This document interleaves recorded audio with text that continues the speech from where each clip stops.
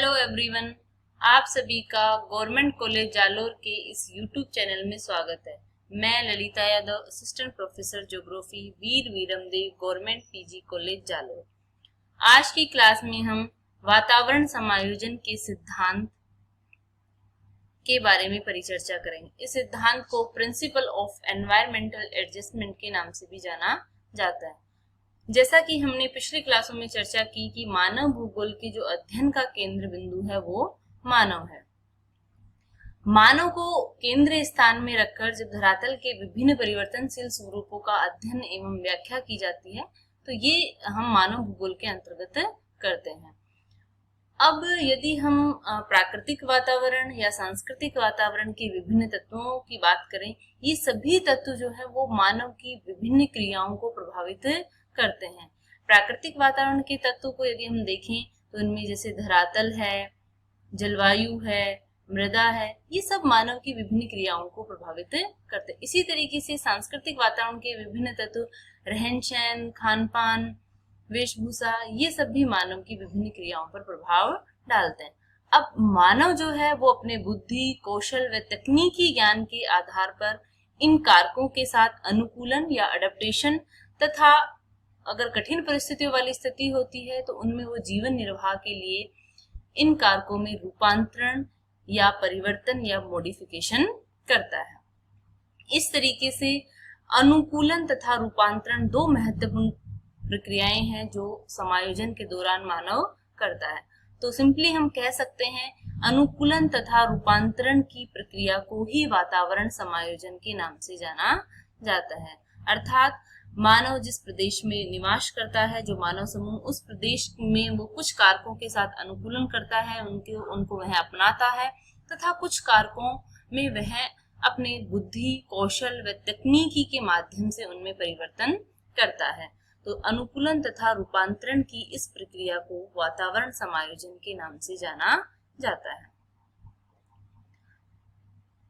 अब यदि हम वातावरण समायोजन सिद्धांत की व्याख्या को विस्तृत रूप से समझना चाहें तो हम देखेंगे कि पृथ्वी के जो विभिन्न क्षेत्र हैं उनमें सामाजिक, सांस्कृतिक, आर्थिक व प्राकृतिक तत्वों में विभिन्नता पाई जाती है। अलग अलग प्रदेशों का जो सामाजिक, सांस्कृतिक वातावरण है, जो प्राकृतिक वातावरण है, उनके विभिन्न तत्व जो है उनके अंदर विविधता पाई जाती है। जब हम एक प्रदेश से दूसरे प्रदेश में मनुष्य जाता है तो उन्हें विभिन्न विविधताओं या विभिन्नताओं का सामना करना पड़ता है।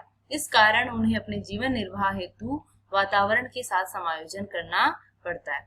यही कारण है कि इस सिद्धांत को क्षेत्रीय विभेदीकरण, प्रिंसिपल ऑफ एरियल डिफरेंशिएशन या क्षेत्रीय विविधता के सिद्धांत के नाम से भी जाना जाता है। नेक्स्ट, यदि क्षेत्रीय विविधता की हम बात करें तो जो पृथ्वी का ऊपरी भाग है जिसे हम भूप्रपटी के नाम से जानते हैं, तो ये अनेक विविधताओं युक्त है। चाहे आप भौतिक वातावरण के विभिन्न तत्व यदि आप देखें, जैसे धरातल की यदि हम बात करें, कहीं धरातल पर पर्वत है, कहीं पठार है, कहीं मैदान है। सांस्कृतिक तत्वों में देखें तो विभिन्न स्थानों का रहन सहन, बोली, भाषा, इन सब में जो है विभिन्नता पाई जाती है। इस तरीके से जो पृथ्वी धरातल के विभिन्न प्रदेश हैं, उन प्रदेशों के मध्य जो है सर्वत्र हमें विषमता दृष्टिगोचर होती है। इनको हम विभिन्न उदाहरणों के माध्यम से समझ सकते हैं। यहाँ जो है हम उदाहरण भौतिक तथ्य और सांस्कृतिक तथ्य दोनों को अलग अलग तरीके से अध्ययन करेंगे। तो मैंने 2 पॉइंट बनाकर यहाँ पे इनको एक्सप्लेन किया है। पहला है भौतिक तथ्यों में विविधता से संबंधित उदाहरण, जिसमें हम उच्चावच में क्षेत्रीय विविधता देख सकते हैं। यदि आप धरातल को देखेंगे तो कहीं पर आपको पर्वत दिखाई देंगे, कहीं पठार, मैदान, झील, घाट है। इस तरीके से उच्चावचों में विभिन्न क्षेत्रों में विविधता पाई जाती है। जल एवं स्थल के वितरण की यदि हम बात करें तो जल एवं जो है स्थल के वितरण में भी विभिन्नता पाई जाती है। फॉर एग्जाम्पल, इसको हम ऐसे समझ सकते हैं कि उत्तरी गोलार्ध में स्थल भाग की अधिकता है, दक्षिणी गोलार्ध में जल भाग की अधिकता है। अर्थात जल तथा स्थल का जो वितरण है उसमें भी विषमता पाई जाती है। यदि हम जलवायु व उससे संबंधित विभिन्न घटकों की बात करें तो इनमें विभिन्नता पाई जाती है। आप देखिए भूमध्य रेखीय जो क्षेत्र है वहां पे उच्च तापमान व उच्च आर्द्रता पाई जाती है। जो मरुस्थलीय, उष्ण मरुस्थलीय क्षेत्र है वहां तापमान अधिक है लेकिन आर्द्रता न्यून पाई जाती है। शीत क्षेत्रों में तापमान कम पाया जाता है, उसके साथ साथ आर्द्रता भी कम पाई जाती है। इस तरीके से जलवायु के जो विभिन्न कारक हैं उनके मध्य भी विविधता पाई जाती है अलग अलग प्रदेशों में। यदि वनस्पति के वितरण की बात करें तो इसकी विविधता भी आप देख सकते हो। भूमध्य रेखीय जो क्षेत्र है या विषुवत रेखीय वन है वो काफी सघन है। मरुस्थलीय क्षेत्रों में यदि हम देखें तो कई किलोमीटर तक हमें कोई वृक्ष दिखाई नहीं देता या वृक्ष रहित जो है क्षेत्र है। शीतोष्ण कटिबंधीय वन, वहां के वृक्ष अलग प्रकार के होते हैं। उष्ण कटिबंधीय क्षेत्रों के वन अलग प्रकार के होते हैं। इस तरीके से इनके मध्य भी प्रादेशिक विषमता पाई जाती है। मिट्टियों के वितरण की यदि हम बात करें तो अलग अलग प्रदेशों की जो मिट्टी है उनके प्रकार अलग अलग है, उनके उपजाऊपन जो है वो भी डिफरेंट पाया जाता है। पशु जगत के वितरण में भी विभिन्नता पाई जाती है। अलग अलग क्षेत्रों के अंदर जो है वो जीव जंतु भी अलग अलग प्रकार के पाए जाते हैं वहां की जलवायु के अनुसार। नेक्स्ट यदि हम सांस्कृतिक तत्वों या दृश्यों की बात करें तो उनमें भी क्षेत्रीय विविधता पाई जाती है। आप मानव की आर्थिक गतिविधियों में क्षेत्रीय प्रादेशिक विभिन्नता की बात करें तो अलग अलग जो देश हैं या अलग अलग प्रदेश हैं उनमें मानव की जो आर्थिक गतिविधियां हैं वो अलग अलग, कहीं प्राथमिक व्यवसाय प्रमुख होता है, कहीं द्वितीयक व्यवसाय प्रमुख होता है, कहीं तृतीयक या चतुर्थ व्यवसाय प्रमुख होता है। जैसे जहाँ नदी घाटी वाले क्षेत्र है, जहाँ उपजाऊ मिट्टी पाई जाती है तो वहां पे कृषि जो है मानव का मुख्य व्यवसाय होता है।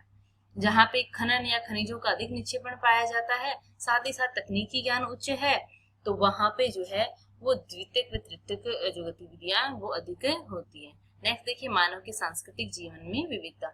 आप अलग अलग प्रदेशों में जाओगे तो वहाँ की बोली, भाषा, रहन सहन वो सब भी डिफरेंट होता है।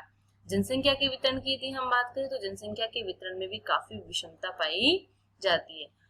जो तटीय क्षेत्र है वहां पे सघन जनसंख्या पाई जाती है और जैसे जैसे आप आंतरिक क्षेत्रों की ओर जाएंगे वैसे वैसे जो है जनसंख्या विरल होती जाती है। शीतोष्ण जलवायु वाले जो क्षेत्र है वहां सघन जनसंख्या, और जहां जलवायु की एक्सट्रीम दशाएं पाई जाती है या तो अधिक ताप हो या न्यून ताप हो, ऐसे क्षेत्रों में जनसंख्या का वितरण जो है वो विरल पाया जाता है। मानव अधिवासों के वितरण एवं उनकी विशेषता, उसमें वो भी जो है जलवायु एवं धरातल के अनुसार मानव अधिवासों के वितरण में और उनकी विशेषताओं में अंतर पाया जाता है। अब यदि हम बात करें वातावरण समायोजन में मुख्य रूप से दो क्रियाएं होती हैं, एक अनुकूलन और दूसरी परिवर्तन। अनुकूलन की यदि हम बात करें तो अडेप्टेशन, मनुष्य द्वारा जो वातावरण के विभिन्न कारकों के प्रभाव के अनुसार अपने आप को समायोजित करना या वातावरण के जो कारक है उनके अनुसार यदि मानव अपने आप को ढाल लेता है, इस क्रिया को अनुकूलन कहते हैं। मुख्य रूप से अनुकूलन दो प्रकार का होता है, एक तो आंतरिक अनुकूलन और एक बाह्य अनुकूलन।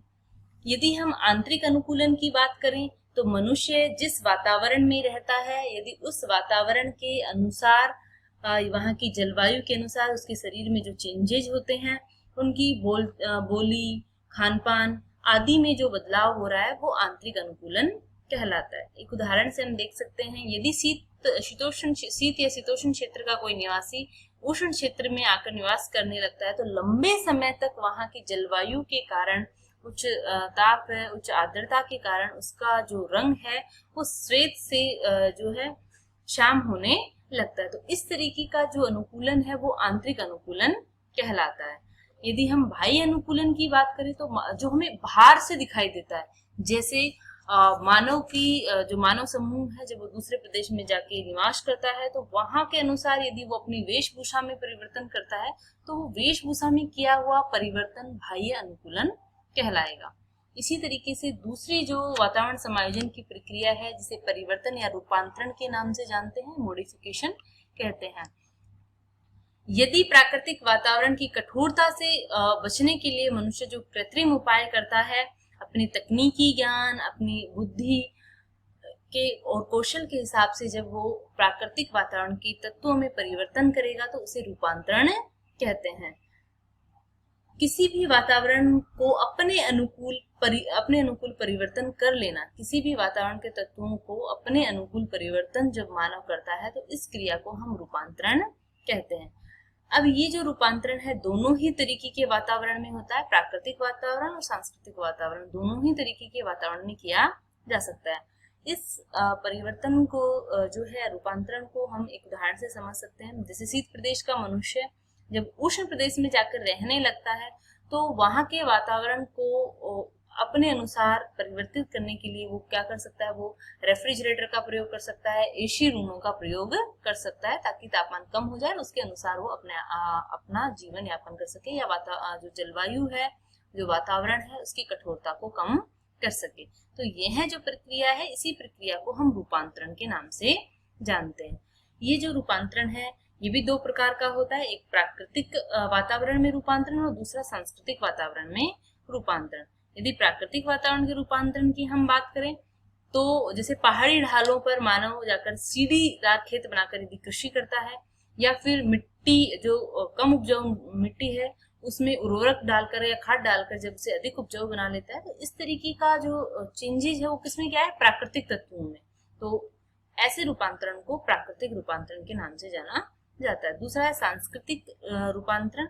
जब सांस्कृतिक वातावरण के तत्वों में मानव परिवर्तन करता है तो उसे सांस्कृतिक रूपांतरण के नाम से जाना जाता है। जैसे मानव समूह जब किसी दूसरे प्रदेश में जाके रहता है तो वहां के अनुसार वो अपनी भाषा, वहां की भाषा, संस्कृति, रहन सहन आदि में जब वो अपने अनुसार जब परिवर्तन करता है अपने आसपास के मानव समूह में, तो इसे सांस्कृतिक रूपांतरण कहते हैं।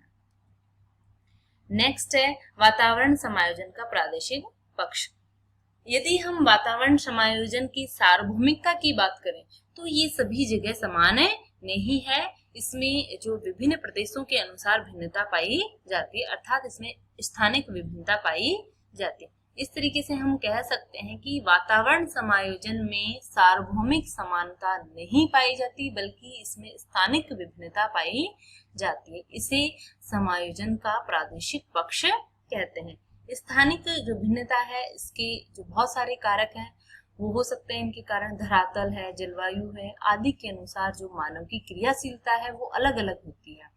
तो इस कारण जो है वातावरण समायोजन की जो प्रक्रिया है इसमें प्रादेशिक विभिन्नता पाई जाती है।